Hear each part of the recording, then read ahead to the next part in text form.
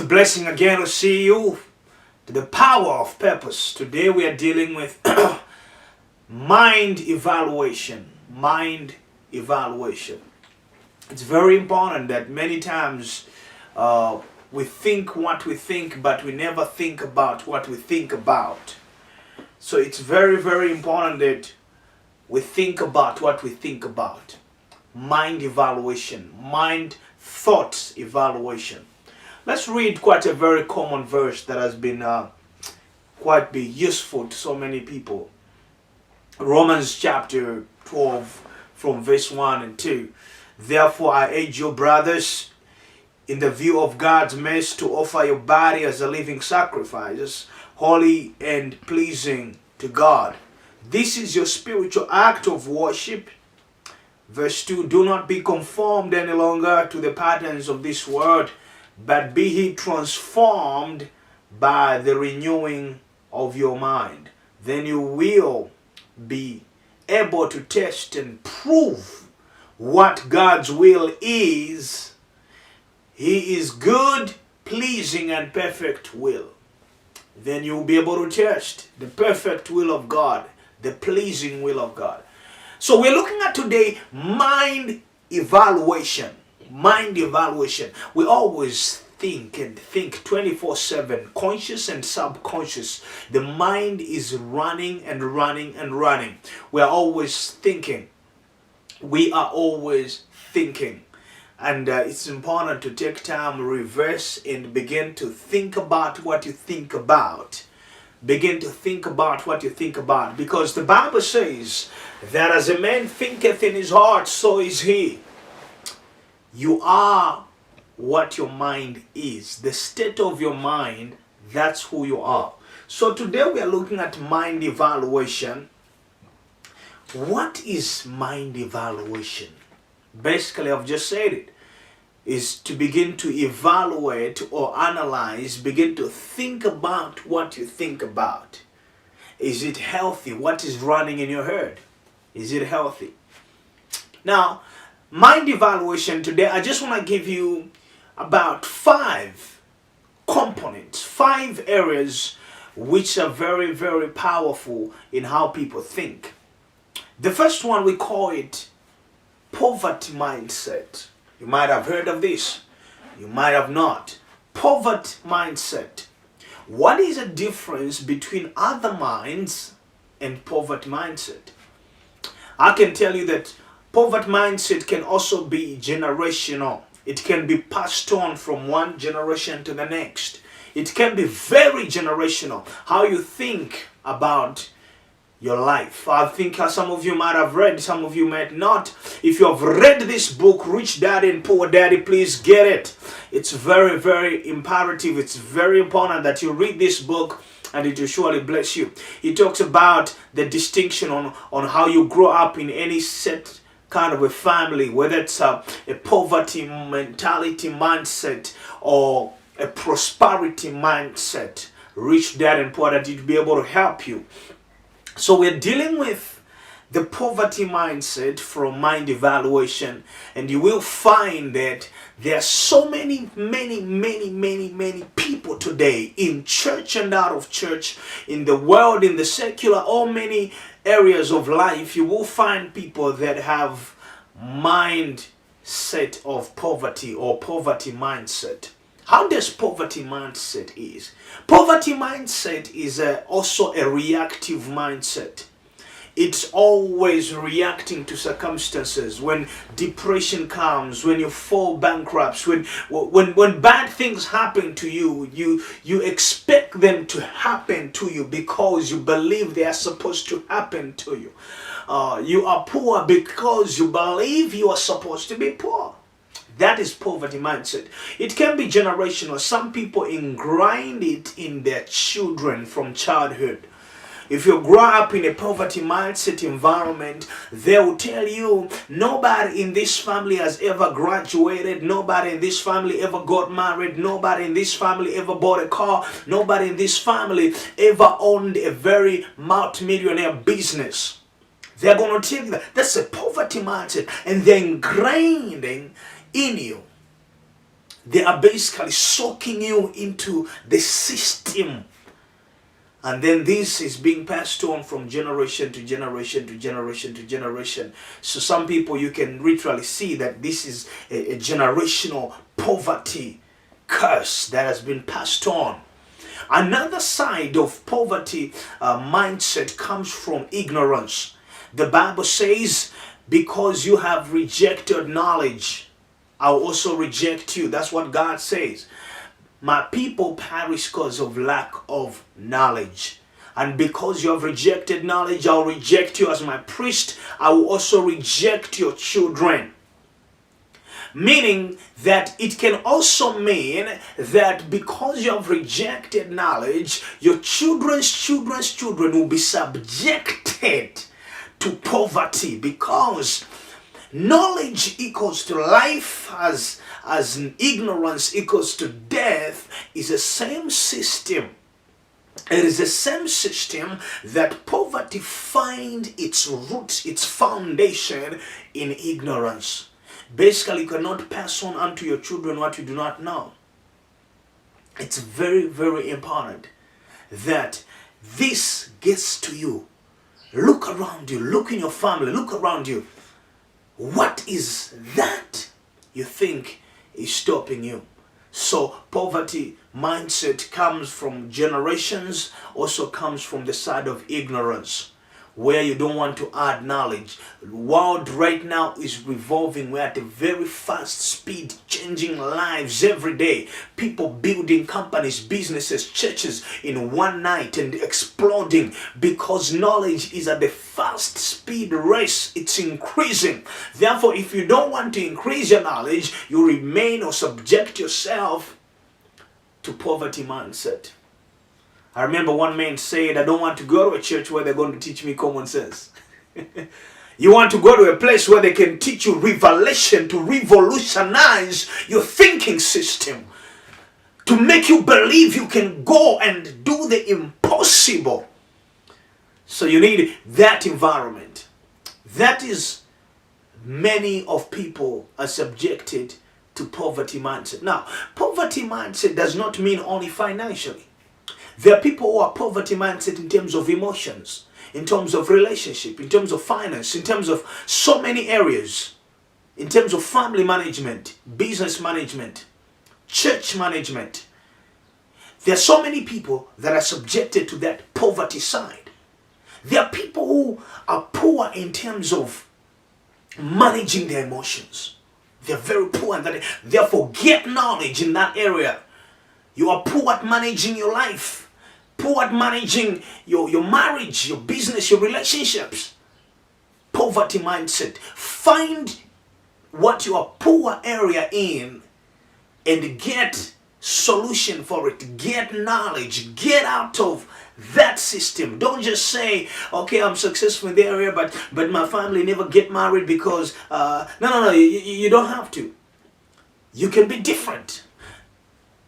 Get knowledge in that area. You don't have to carry on from what your family and your society, where location, where you came from, what they believe in. Get knowledge in that area and come out of it. So now, that is the cause of so many issues in our lives.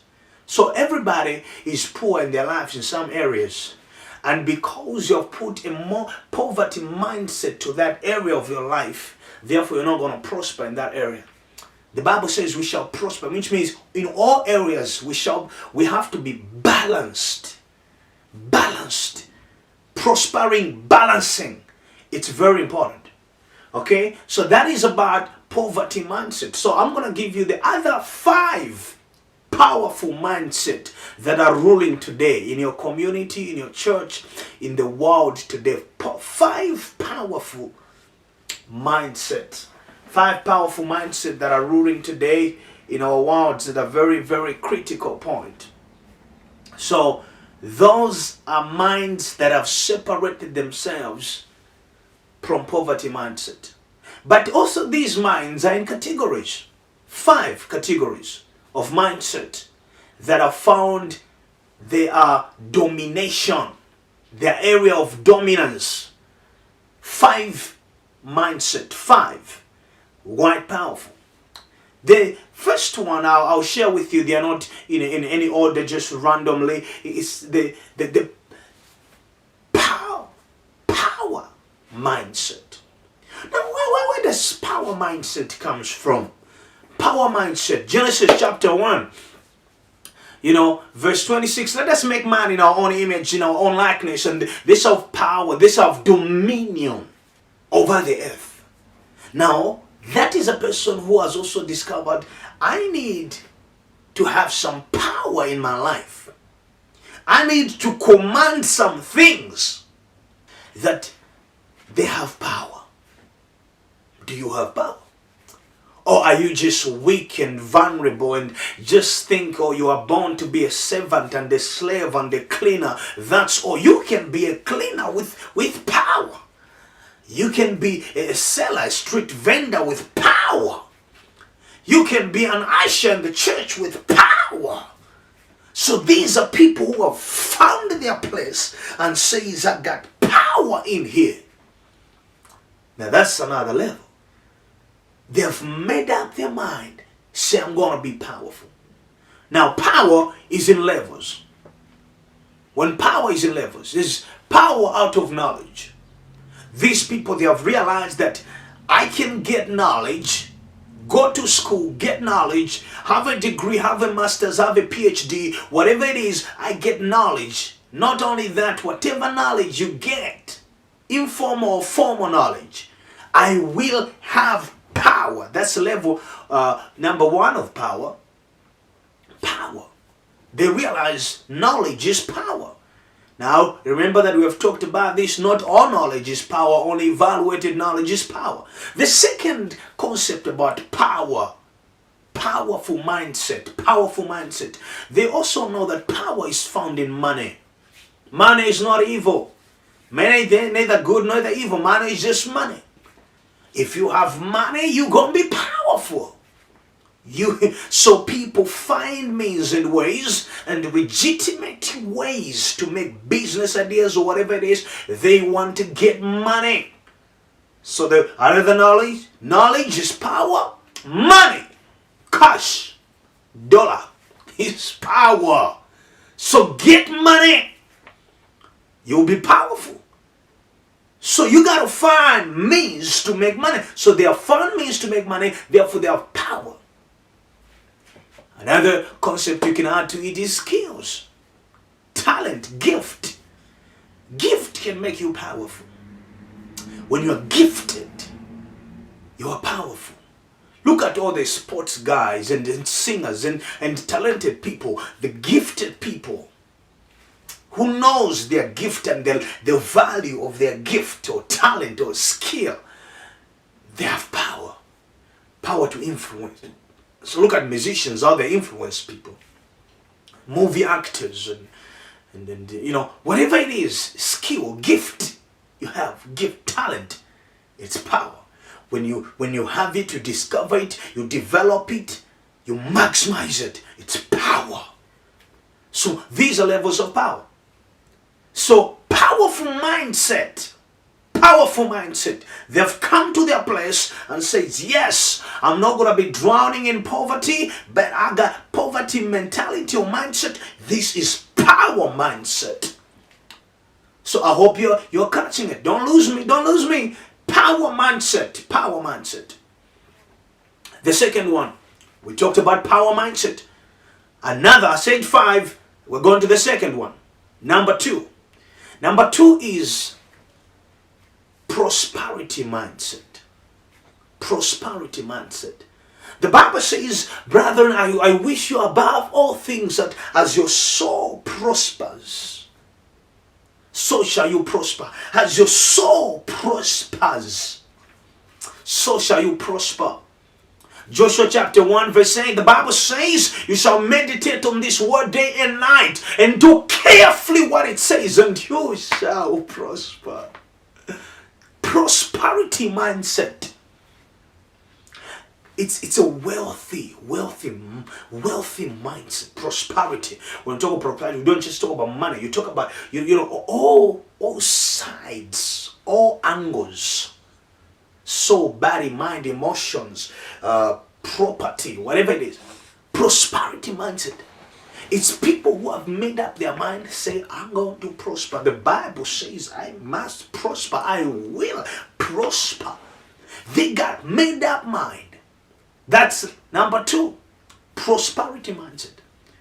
These people, they want to prosper in their spirits, in their minds, in their body, in their physicality, in their business, in every area of their life. They have made up their mind they want to prosper.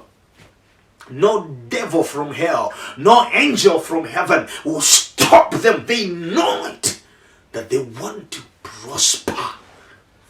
Do you want to prosper? Do you want to have powerful mindset? Powerful mindset. Prosperity mindset. Prosper. They want to prosper. So, powerful mindset, prosperity mindset are very critical and essential.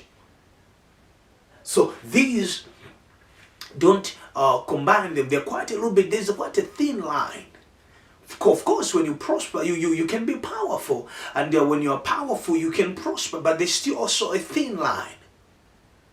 Because they're just people who just craving for power. They just want to be in a powerful position to make decisions, to do things, to command, and to, just powerful positions. As well as there's a thin line, it's also interlinked. Prosperity and power, it's interlinked. You can't really separate it. So we have dealt with the issues, as you have realized, that power mindset, prosperity mindset. And the third one is called projection mindset. Projection, basically, I mean vision. The power of vision. Projection mindset. Projection. What people who see far set their mind above. The Bible says, set your mind above things that are physical. Set your mind above. These are people, projection mindset. It's people that have decided to see far in life. They are not defined by the present environment or circumstances. They can see far in life. They can see better tomorrow. Therefore, they got to persevere, endure, consistent persistence for the sake of tomorrow. You see, this mindset is so powerful. It's so powerful that whatever the waters around it, it can get inside this boat, because the bigger stuff is inside. They got projection. What makes them powerful is they're not driven. Even when others around them, they prosper or they're not, they just know where they're going. They know where they're headed. I know some of you may be comparing yourself to the others and things around you not going so well, but I'm here to tell you that projection mindset, project mindset, the vision mindset, it sees beyond. It says, this is not where I'm supposed to be. I know I'm in Egypt, but I'm supposed to be in the land of milk and honey.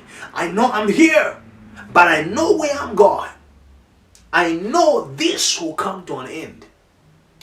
Promise that this will come to an end. This. Daniel knew that after 70 years where they were in exile, the slavery has to end. Daniel knew 70 years. This has to come to an end. My children will enjoy the milk and honey land, the blessings that are ahead. So therefore, I don't care what is happening here. I got to begin to prepare myself. Prepare myself. Prepare. Put in pairs before what you want to see. Put in pairs. Prepare. Prepare. Put in pairs the things that you want to see in your life happening in the future. Put in pairs, step by step. That is projection mindset. These people, they may look poor physically and presently, but they are rich, because richness is not really in money, it's in the projection. You know, you can reject me now, but you're gonna love me later. You can laugh at me now, but you will laugh with me later. They got projection. They see it clearly. It may take long, but I see it coming. I see it coming. Projection. And then the fourth one, mindset. It's property mindset. Whew, I love this one. Oh, we have power. We have prosperity. We have projection. Now we have property mindset. Now, when you deal with property, assets, and things like that, property mindset, these are people that know the level of mindset, and that if they want to acquire any kind of power, prosperity, and they want to see that projection come to pass, whatever vision they have, they invest in property. Property mindset. Property mindset. They invest in property. Assets. Things that brings money and adds value. See this mindset? And I'm believing this is the whole subject I'm dealing with, is mind evaluation. Out of these four, I hope you're able to evaluate yourself, or if you're at the other side of the line, which is poverty mindset, you should be able to evaluate yourself. Number four, property mindset. These are people that invest in property, all kinds of property. Property has to, you can't invest in, I'm just honest, you can't invest in a car and call it property. Okay? Because car depreciates, but house appreciates. So you need to begin to see whatever around you, the things that appreciates in value. Appreciates in value. There are those that depreciates in value. So if you're gonna have to be a property mindset, you have to own properties. Now you can start with something simple, something very, very, very simple. Something that this. For example, I can tell you, instead of buying so many shoes, start by just buying one quality shoe. One quality shoe that can last you for 2 years. So that you can concentrate on other things rather than all the time you're the one who's always in shops. Buy quality. Okay? It's as simple as that. Just let's simplify it. Even to food. Something that will give you long-lasting health and happiness. Long-lasting. So we are living in a microwave system world, where you want things like that, buy this. There's also some people are even in a microwave relationship. You just whang and then get it.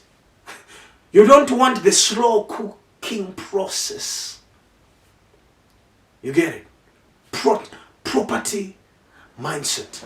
Property mindset. Mindset that is built to acquire long-lasting and adding value things to their lives and everybody around them.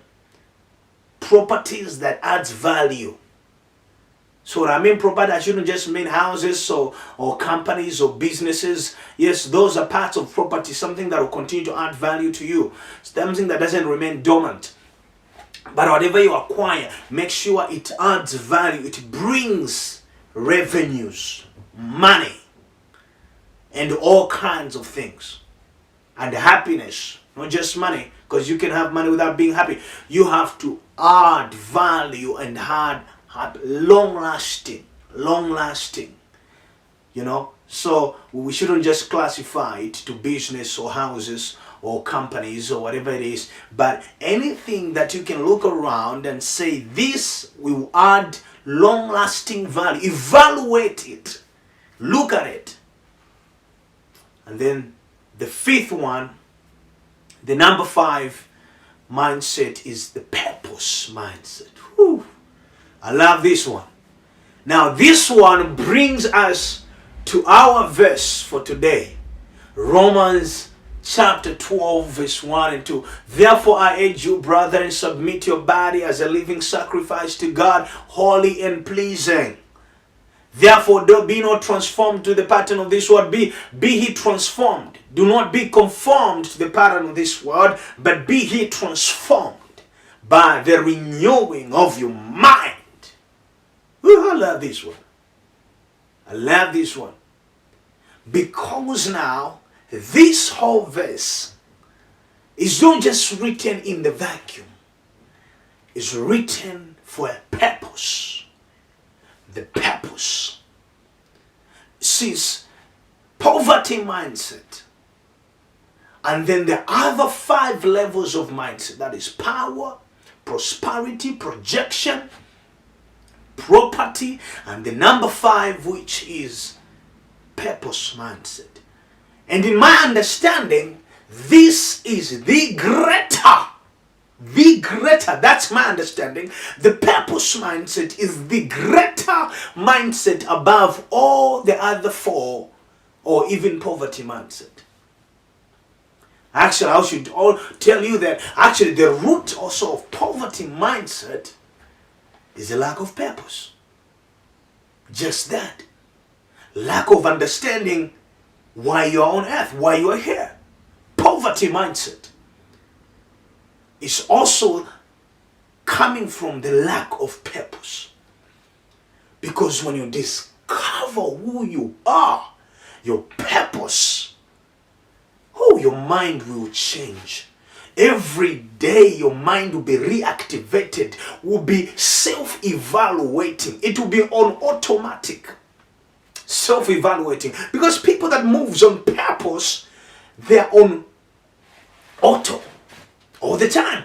Auto on mind self-evaluation. They're constantly evaluating themselves and the place where they are and their mindset.